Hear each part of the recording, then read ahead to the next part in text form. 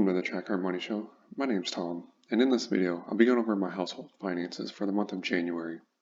It was a crazy month in the market with the ongoing short squeeze of GameStop, with some people holding on to millions in unrealized gains and pushing for more. But before we get to how our investments are doing, let's check out our income, expenses, and savings, and then we'll take a look at our investments. In the month of January, we brought in 2 paychecks for the amounts of $1,887 and $1,786. The first check had a little bit of overtime, but I think the second paycheck is the amount my paycheck will be without any overtime. On top of our paychecks, we also received the stimulus payment for a total of $1,200. We'll probably use this to offset our groceries going forward, since we're down to one income. As you can see, in total, we had $4,873 hitting our checking account for the month of January. Now let's see where our expenses were. Before we get into our expenses, I want to highlight this column E. I updated it for our prior year average to better reflect kind of how we're doing monthly. Our mortgage payment was $1,595. This amount includes all principal, interest, taxes, and insurance. Along with the mortgage, we paid $83 for water, trash, and waste. This is below what our average spending was, but it makes sense because we didn't have to water as much. For our groceries, we spent $394 for the month. This is $70 below our prior year average of $463. We enjoy eating at home, and we did not eat out this month, so I'm glad to see this amount is below our average. Our electric bill is a bit higher from our prior year average, but that prior year average number is where we were in an apartment, so that number doesn't truly reflect the correct amount. I'm also thinking about switching electricity provider, so hopefully we can pay a lower rate going forward. For internet, we paid $80.41. We only have 2 providers in our area, so this is pretty average for what we have. I'll continue to see if any specials come along where we can save some more money. For our cell phone, we spent $137.32. This is for 2 cell phones with unlimited data. For our insurance, we pay 6 months at a time, but I budget $150 to cover the 6-month premium when it becomes due. For gas, we're still not driving a lot with working from home and trying to stay home as much as possible because of the ongoing pandemic, but we did fill up one of our cars, so we spent a total of $23.86 on that. We made our usual car payment of $388.89. We only have a few months left on this, so I'm looking forward to paying this one off. For our miscellaneous account, I'll scroll over to our credit card transactions that I've copied in from the website. I put in this little pivot table to kind of summarize the credit card transactions, and you can see we spent $6.45 on fast food. This was snacks while we were kind of driving around one weekend. We also spent $108 on some items for around the house. And in addition to the home amount, this is also home, but we just have it labeled differently. We spent $538 on some furniture.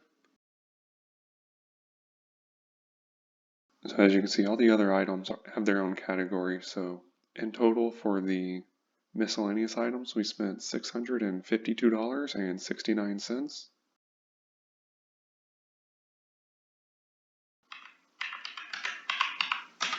Altogether, you can see we spent a total of just over $3,700 in the month of January, leaving us with $1,166 remaining. Now let's move on to our savings accounts. For our checking account, we have $8,917 in this account. We always keep a $5,000 buffer in it, so it's that buffer plus any income that hit our checking account. So for the first one, we threw $3,000 into the house fund. Once we get back to normal and have 2 incomes coming in, there's still a lot of furniture we have to purchase. So we have been funneling money into this account to cover that when we get all that furniture. That account ends at $17,756. We also threw $1,000 into our emergency fund, so that account ends at $11,637. For insurance, as I mentioned above, we put $150 into that, and so that account ends at $750.90. We threw $1,200 into the travel account. We've been looking at some resorts that we would like to travel to once this pandemic slows down. So this $1,200 will hopefully cover a big chunk of that trip once we decide to travel. This account sits at $3,428. For our future purchases, we threw $3,500 at that account. We're currently setting aside money for a down payment on a car, and we also want to have money set aside for a new cell phone and laptop when we have to replace those. We currently have $8,750 for the down payment for the car, and the rest is for the cell phone or laptop. In total, this account ends at $10,831. So you can see altogether, our savings account total for about $53,000 of cash that we're sitting on. Now let's take a look at our investment accounts. For our first 401k, we contributed $405 and the employer put in $7,490. This is company match and part of a bonus that was paid out this month, so altogether that account added $7,896 in the month of January and ended at $97,792. It was cool to see this account touch six figures for a little bit, but the pullback at the end of the month, it dropped just below $100,000. Our second 401k ended at $45,224. With the market going down about 1%, this account still managed to have a positive return for the month. This is the only investment account we have that has a little bit of bonds in it since it's a target date fund. So that's why it's up while the market dropped a little bit, even though we didn't contribute to this account at all. For our IRAs, we stopped contributing until we get back to two incomes. So those accounts ended at $48,224 and $45,973. For our HSA, we added $1,500 to this account at the start of the year, and that account stands at $16,283. For our brokerage account, we did not contribute any of our money into this account, but we did take some money out of the lending club account and move it over to the brokerage account. This amount was only $68.24, so the brokerage account ends at $31,113, and the lending club account ends at $168.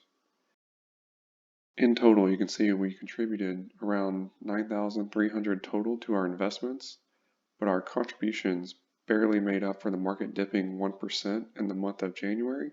You can see that our total investments grew $7,600 from the previous month, but that was mostly to our contributions and not the market gains. Our overall portfolio is getting to the point where the market movements have a lot more impact than our contributions do, so we'll see how they do next month. For now, let's look at our assets and our debt. Even though Zillow is valuing our house at just over $305,000, I want to value our house on these spreadsheets at $300,000. This is the value that we paid for the house, so for now, I'm keeping it at this value just to be conservative.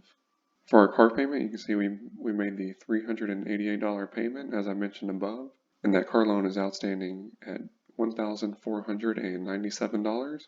We'll have it paid off by this summer.